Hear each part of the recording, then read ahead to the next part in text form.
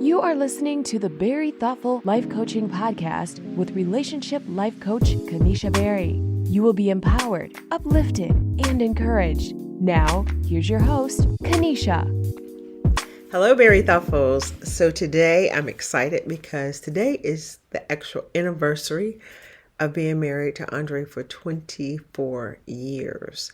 And to do something different and special for today's podcast, I've invited Andre to join us to just talk a little bit about marriage and what does it mean to him. So I'm excited for you guys to hear his perspective of our relationship and also having a man's point of view of love, marriage, and relationships. So Andre, thank you for joining me. Thank you for having me. I'm so excited to be able to share this moment with you and your followers. Thanks, babe.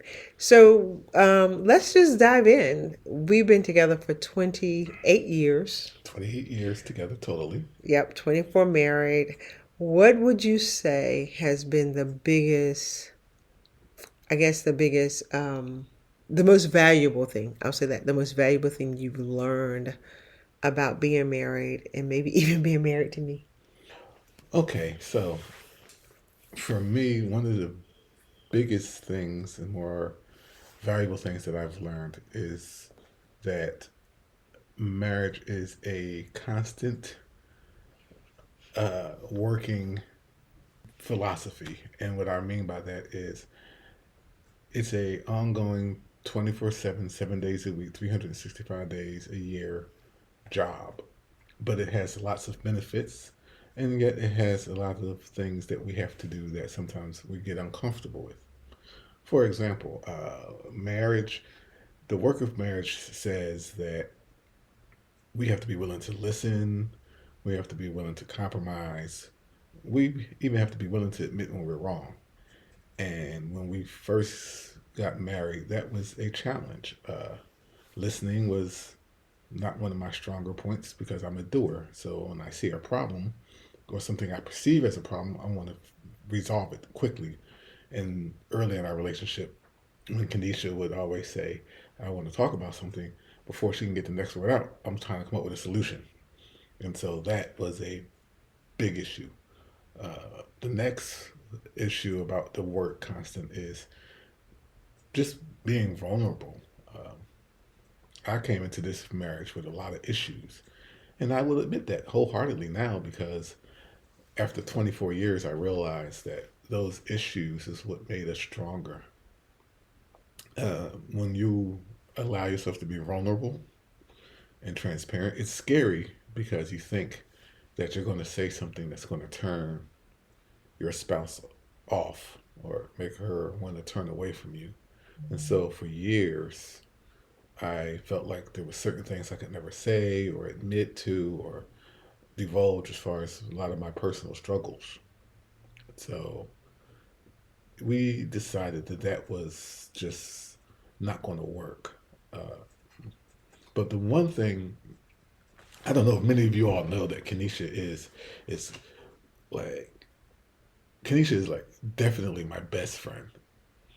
And one of the things Kanisha and I have trying to teach our children, because it's one of the most important things, is we are very lucid with the term friendship. And we say, oh, that's my friend, that's my girl, that's my boy, whatever.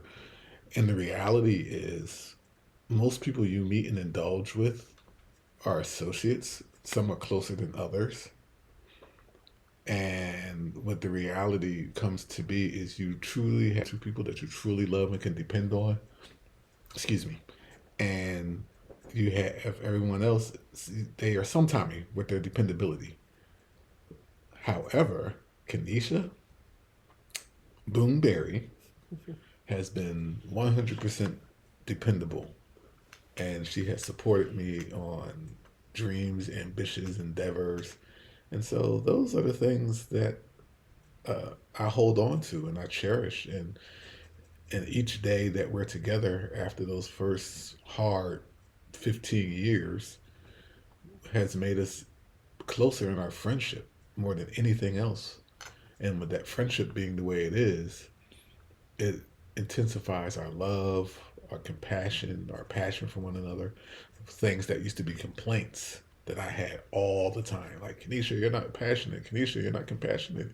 You're not kind. You're just witty. And some of that might be true to some aspects because Kenesha has her own individual things she has to deal with. But when I started handling my own issues, and she supported me through it, like she realized I'm not going to fix you, even though I think in the beginning of our marriage it was her whole goal to try to fix me. Yeah, I had that crazy wife woman thing. I think as women, we as nurturers, we do kind of, whether we do it intentionally or unintentionally, we have a belief that we can fix our man or like kind of groom him. I remember even hearing that language. Yeah. Like someone even said to me, you're gonna have to groom Andre. And I didn't like it. Like I didn't even like the idea of it, but maybe unconsciously, I think I was doing that. Yeah, Trying to do that. definitely. I mean, because I was a mess, and she saw that I was a mess. But at the same time, the reality is, I had to recognize my own mess, and then want to fix my own mess. Her way of fixing it, and the way I've developed into understanding how it needed to be fixed, are not.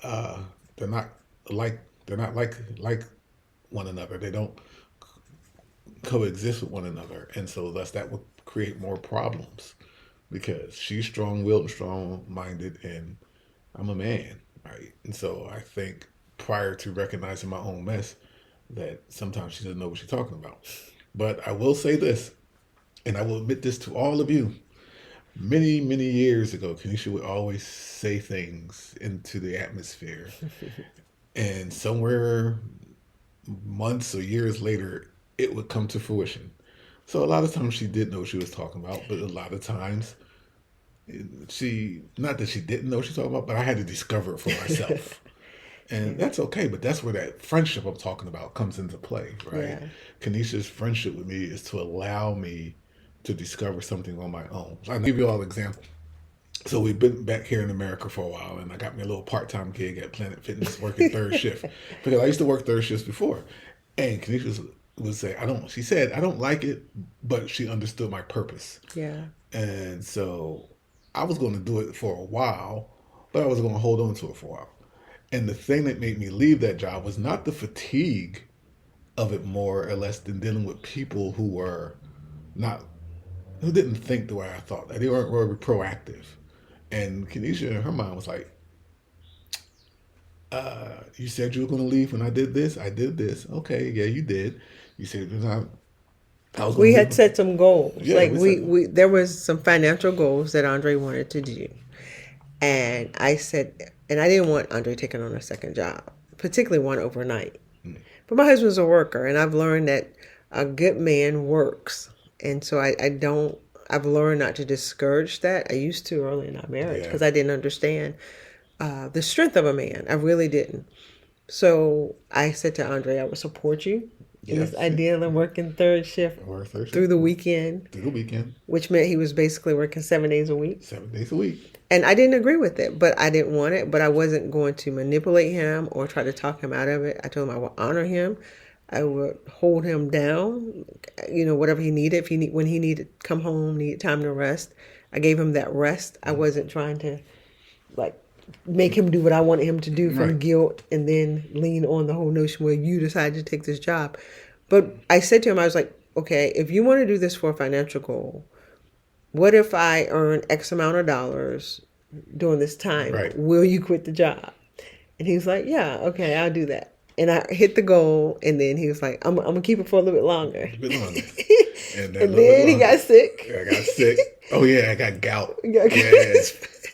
Which, again, for me, I received as God saying, Andre, this is not what you should be doing with yourself for your time. But I didn't. I didn't beat him down. I just kindly said. Yeah, and that's we laughing because what Kenesha and I have come to realization is, one, we're praying, folks, but not just praying without doing work. Like when we pray, we understand that God gives us the internal fortitude. He gives us the knowledge or the insight on how to handle these goals. We don't just pray and then sit down and sit steadily, right? And so I prayed and I got the little part-time gig, but it wasn't really what I wanted, but it was something for a goal. Kenesha prayed that, okay, I got to be able to help my husband do this thing. And he's going to stick to his prayer, and I'm going to stick to mine. And the more I didn't stick with my prayer, the more things started getting on my nerves or physically affecting me. So thus, the last straw was dealing with some folks who were younger than I am, and not thinking rationally, and so it just was annoying. And I said I could.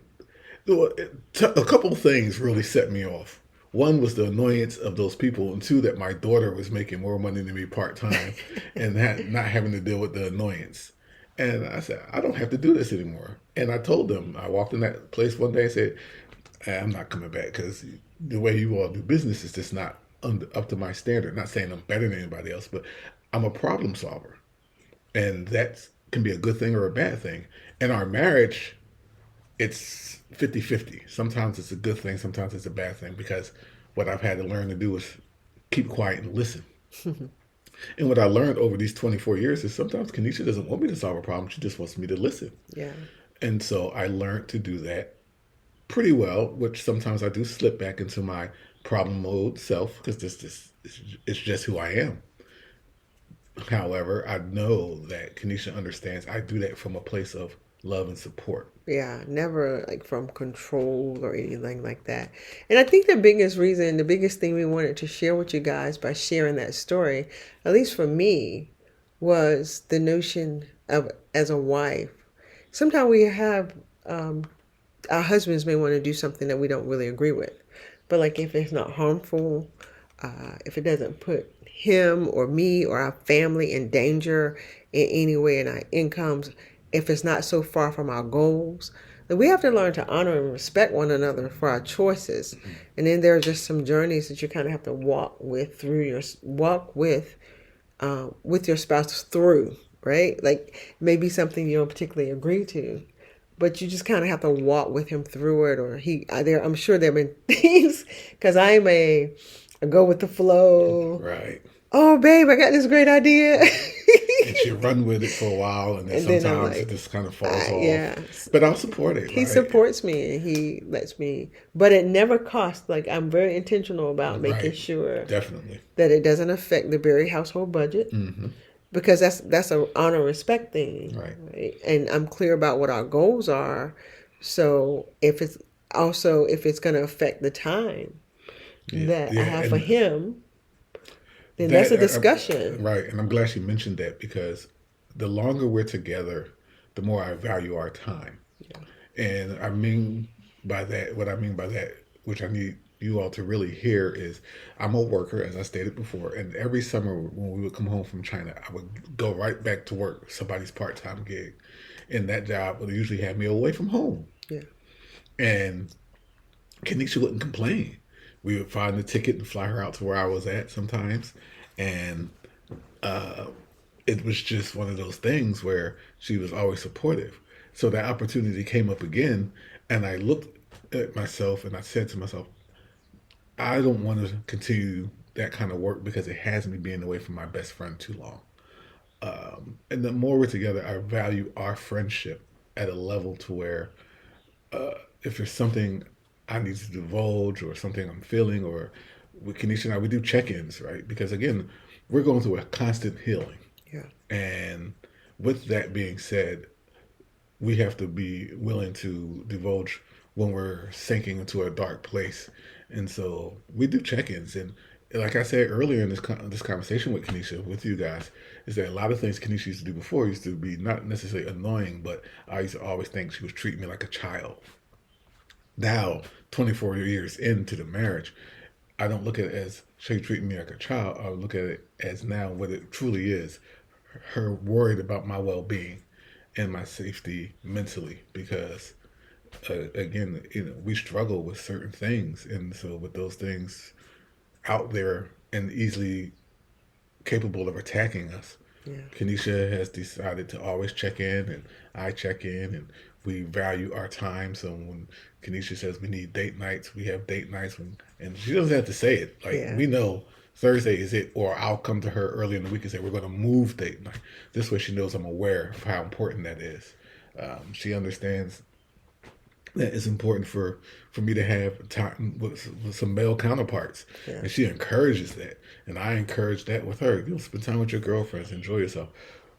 We want you listeners to really understand it's not her trying to control me or me trying to control her. It's all about support of each other's needs individually and together. Yeah. I need to be around my wife often because she's my best friend. I have fraternity brothers, I have friends from work, friends from college, but Kenesha is my best friend. So I enjoy when we laugh together, when we play together, when we tell jokes before we go to bed. Those are those things I enjoy. I don't do those things with any of those dudes, and I shouldn't. Right? And Kenesha enjoys the same thing. And she likes to hang out with her friends and do things. Like she went to Chicago recently to hang out with some lady friends and stuff. But she always called and wanted to speak to me when she had some downtime, just to check on me and let me know that I was missed. Yeah. That's what happens in the years of a relationship. And let me ask you this, babe. Yeah. Think about the day we got married. Like 24 years ago. Okay? I know we had dated 4 years prior. Right. What would you have told that couple who I was, 23 at the time? No, 24. 24, and you was 27? Yes, I'm 2 years older. Yeah. So what would you have told, or what would you tell the new couple who was about to get married? Like, think about maybe the fantasy. I think we had some fantasy ideas going into marriage. Well, it just depends on how much we were willing to divulge to each other during the dating process. Again, we didn't necessarily had secrets. We just had some pains that we didn't really want to divulge or be willing to listen to openly. So, but if, let's say all that was out in the open and we were starting to heal in the beginning of our marriage, I would tell that person that let's seek out some outside guidance to have during our whole relationship, because I know that now you got to have that unbiased individual to bounce stuff off of so that they can give you some very useful tactics and strategies on how to be married and understand what marriage is about. Marriage isn't about rules and guidelines that each other has to follow. It's about respect. It's about caring. It's about understanding that those vows talk about the two become one. Those are really true in the sense of understanding how important it is to really embrace one another and care for each other on so many different platforms. So that's what I would tell the younger person. Let's be aware of what each other needs are. And like Kenesha learned something earlier in her coaching career about the 6 basic needs. Yeah. We would have that conversation early from the beginning, from the right? beginning, like what are your needs? Yeah. Based on this information. See, a lot of us go into marriages so unprepared. Yeah. And not to dog our parents or anybody else, but most of us don't have good examples. Kenesha has mentioned that on many other her podcasts and talks with people.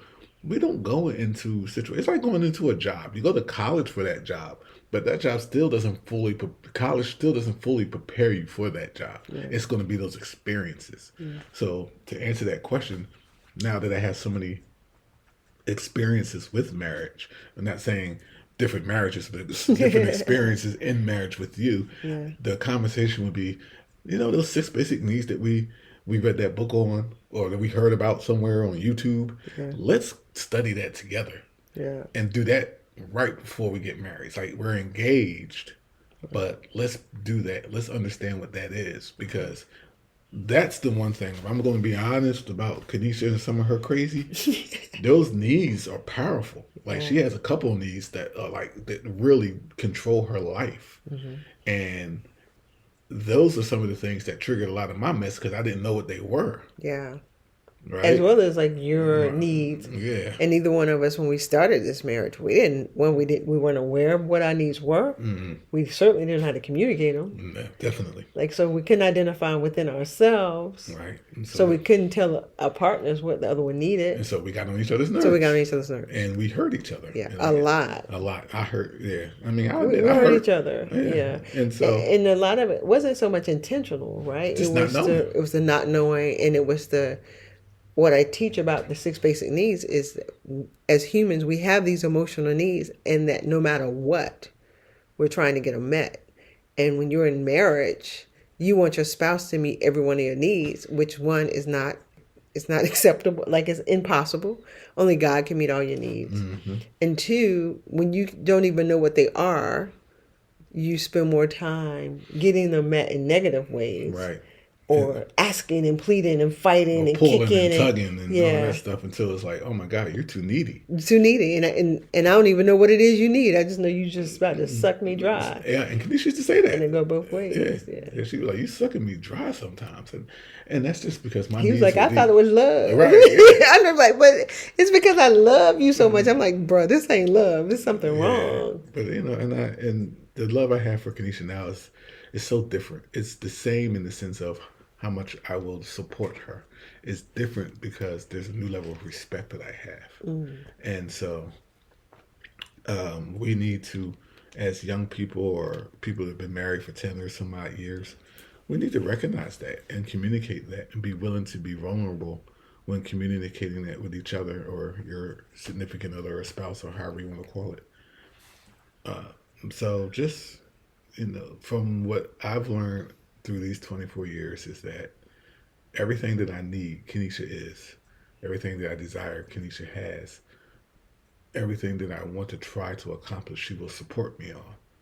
And for all other things, everything else is just kind of on the far end of the spectrum of, it's nice to have people that you call friends and loved ones and family members. But the woman or the man that you marry, and in my case, Kanisha being the woman that has given me 24 years of her life in marriage, 28 total, has truly become, and that's the thing I think people need to really hear, she has become everything that I need. Yeah. Because she didn't know what I needed, and I didn't know what I needed, so she couldn't be that early in our marriage. So by becoming that, that's the work that I mentioned earlier in this conversation. Yeah. That's the work that you have to consistently do so that you become kind of a perfectionist of understanding how to meet the needs of your significant other. And now it's like the biggest thing is I will listen clearly and attentively to her needs. I will try to supply those through my actions, but through my listening first. Yeah. And Kanisha does the exact same thing. And we enjoy each other at a entirely different level. Yeah, but I think also the level of emotional maturity that we both experience. As you guys know, if you listen to me a lot, I always talk about marriage being the healing bed. Andre and I had both suffer so much emotional pain from our past that it was revealed in the marriage. And then, we both started our different journeys of healing at different times. And sometimes it's starting the journey over and continuing on the healing journey. But I believe it's the journey of the healing where we learn how not to pull on each other for our needs. Right. Like, we know how to go to God, right? Definitely. We each individually know how to go to God for the biggest needs, or for those needs, even when we think our spouse should be doing it. And if our spouse isn't meeting our emotional need for security or significance or connection, love and connection, we both now know how to go to God and get that need filled in that place where we kind of like take care of ourselves in that way, right? Yeah. From that emotional place, so that then we can come back to our spouse still full, like not come to our spouse empty, where we're then pulling on our spouse to do. So I encourage you guys, learn your emotional needs, learn how to communicate them to yourself, for yourself. Definitely. Learn how to go to God with those needs, and allow your marriage to be a place of healing and growth, and not trying to be who you were. Can you imagine us trying to be who we were 24 years ago? No, not at all, especially me. And I don't say that like trying to give Kanisha an out, but I just know where I was. And it's so deep that she even knows a lot more about me that she didn't know, as far as just the trauma and the pain and all that stuff, and my poor decision making with a lot, financially especially. And that's where the growth was first evident that Kanisha saw. right? Because when we lived abroad, I was the one that was doing most of the work, so I had to get right about that part of my life because you don't want to take somebody somewhere and then y'all living and you have no way to live. So definitely just don't want to be at the place I was 24 years ago and looking to get into a better place another 24 years from now. Yeah. So when we go back and listen to this 24 years later, we can say we even grew more, Yeah. And so that's the mission that I'm on right now is putting us in a level where we can always reflect back and say we're still growing, and that's the fun part about marriage when you both recognize there's so much growth happening and that growth brings joy into your life. Well, we want to say thank you guys for listening. Feel free to email us, write in, send messages through berrythoughtfullife.com. If you have any questions about marriage, about love, about relationships, I'm a coach.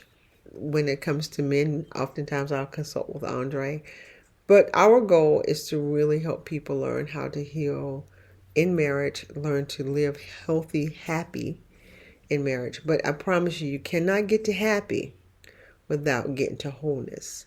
And that really is the goal. So I thank Mr. Berry so much for being a part of my Thank you for life having for me. 28 years and being a part of this podcast today. I love you so much. I love you too, babe. All right. Thank you guys again for listening. Check us out at berrythoughtfullife.com.